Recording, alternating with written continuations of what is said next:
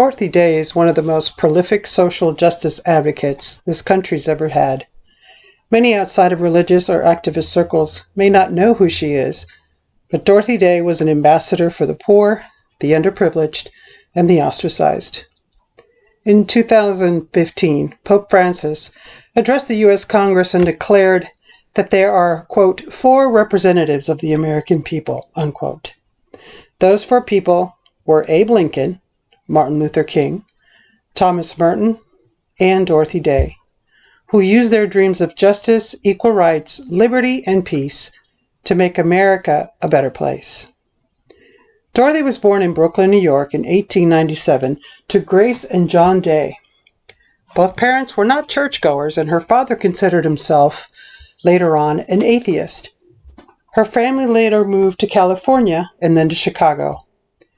In Illinois, she studied for 2 years at the University of Illinois at Urbana. Day was an avid reader. She also enjoyed Russian literature while in the university studies, especially Dostoevsky, Tolstoy, and Gorky. Day read a lot of socially conscious work, which gave her a background for her future. It helped bolster her support for an involvement in social activism. But being a college student was not for her. She quit college and moved to New York City, where she worked as a reporter. Living on Manhattan's Lower East Side, an immigrant neighborhood, she confronted the sight of grinding poverty and crowded tenements daily. Day made a deliberate choice to notice poverty for the rest of her life. Her commitment to social justice spanned most of the 20th century. In November of 1917, it was reported that she was arrested for picketing at the White House on behalf of women's suffrage. She was sentenced to 30 days in jail, but only served 15 days before she was released, 10 of them on a hunger strike. Day lived a bohemian life, particularly in the 1920s. She had an affair with a man by the name of Lionel Moyes, and she became pregnant. Moyes made her have an abortion, which she called, quote, the great tragedy of her life. She later married Berkeley Toby in a civil ceremony, but that too was short-lived. Later she met and married Foster Batterham, who was an activist and biologist. Dorothy Day was able to get pregnant again. This was the point that changed her life, as she seized fervently to motherhood and religion. She focused more time on her family and wanted to keep everyone together. In a memoir written by Dorothy Day's granddaughter, called The World Will Be Saved by Beauty by Kate Hennessy, Day had a spiritual epiphany after she gave birth to her daughter, Tamara. She was certain she had become sterile after her abortion, and she started to explore faith under Catholicism. By way of a Catholic nun, Sister Aloysia, she educated herself in the faith and had Tamara baptized even though she was not yet converted to Catholicism. Batterman, her husband, was not warming up to fatherhood and found Dorothy's increasing devotion to the faith, her attendance at Mass, as well as reading religious literature, very difficult to understand. Their marriage became increasingly strained because of faith in the late 1920s. Early 1930s, she permanently separated from him. Days later was baptized in the Catholic Church. Her passion for the human condition continued. In 1932, by way of George Gold, a leader of the upcoming Hunger March in Washington, D.C., she traveled there to report on the march for Commonweal, a liberal American Catholic journal.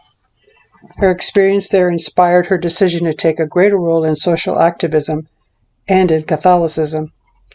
During the hunger strike in D.C. in December of 1932, she wrote of being filled with pride watching the marchers, but she comments in her autobiography, quote, I could write, I could protest, to arouse the conscience.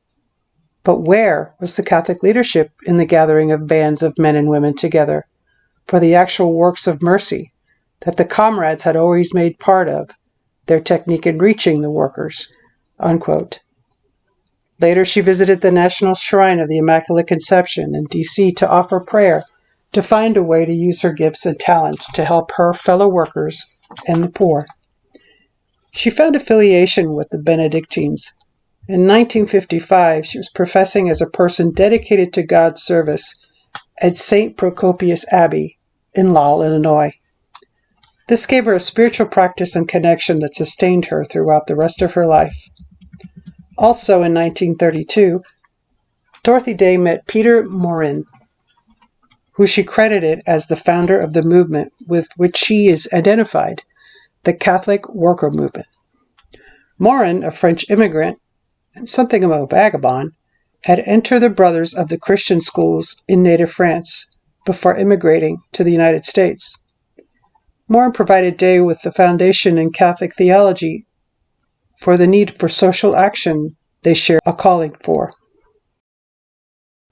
According to Maurin, the following are the beliefs of the Catholic worker: gentle personalism of traditional Catholicism, personal obligation of looking after the needs of our brother, daily practice of the works of mercy, houses of hospitality for the immediate relief of those who are in need, establishment of farming communes, which each one works according to his ability and gets according to his need, and finally, creating a new society within the shell of the old with the philosophy of the new, which is not a new philosophy, but a very old philosophy, a philosophy so old that it looks like new.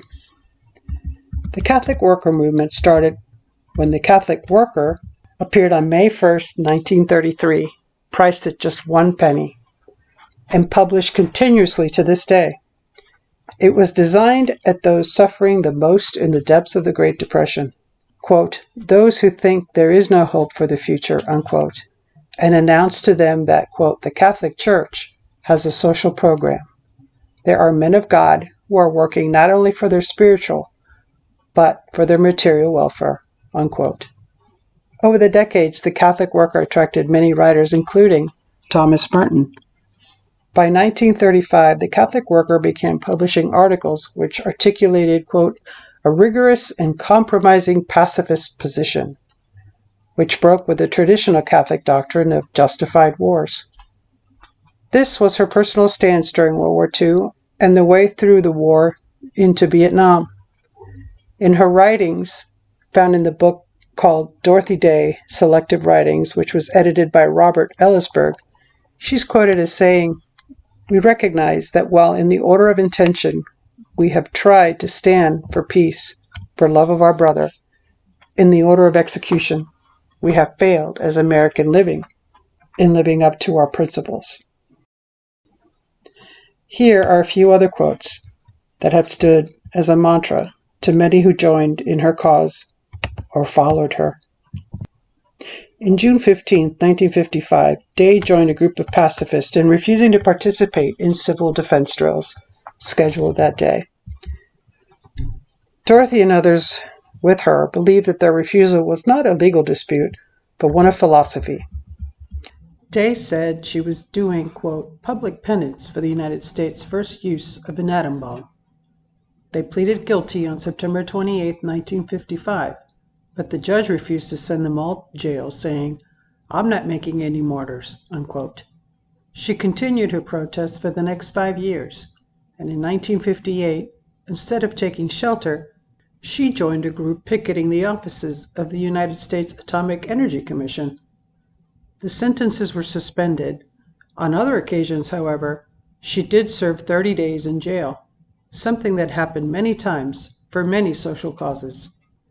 Despite poor health in her later years, she did a lot of extensive traveling throughout the United States and the world, like the Soviet Union, Hungary, and Romania as part of her peace activism. She visited India, where she met with Mother Teresa, an experience she would never forget. She also supported activists like Cesar Chavez, who organized the Farm Laborers Union. She was arrested with other protesters there in California for defying an injunction against picketing. Day made her last public appearance at the Eucharistic Congress held on August 6, 1976 in Philadelphia, at a service honoring the U.S. Armed Forces on the bicentennial of the United States. She spoke about reconciliation and penance and criticized the organizers for failing to recognize that for peace activists, August 6th is the day the first atomic bomb was dropped in Hiroshima, an inappropriate day to honor the military. She died November 29, 1980, from a heart attack in Manhattan, New York. Through Day's daughter, Tamar, she left her legacy to 9 grandchildren. Tamara was with her mother at her passing, and she and her father, Forster Batterham, joined the funeral procession and attended a later memorial mass by the Cardinal, which celebrated at St. Patrick's Cathedral. Day and Batterham have remained lifelong friends.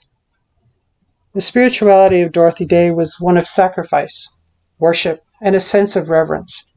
She made herself present to those in need. She once said, quote, "When you see someone in need, don't send them somewhere to get food. Go and serve that person yourself," unquote. She lived during those years devoted to the Catholic worker and her calling to voluntary poverty in order to serve those in need. Newsweek did an article on her that called her, quote, "a living saint," unquote. She was later quoted as saying, quote, "Don't call me a saint. I don't want to be dismissed so easily," unquote. In the year 2000, the Catholic Church opened the cause for Day to eventually be canonized. In 2012, the U.S. bishops unanimously supported her cause, and the Vatican accepted recommendation naming her, quote, "servant of God," unquote. If the investigation is accepted and found her life to be exceptionally virtuous, she will be declared for sainthood, rightfully so. In the meantime, her legacy and her mark in the world will make her, for generations to come, a radical Christian of peace and love for humanity.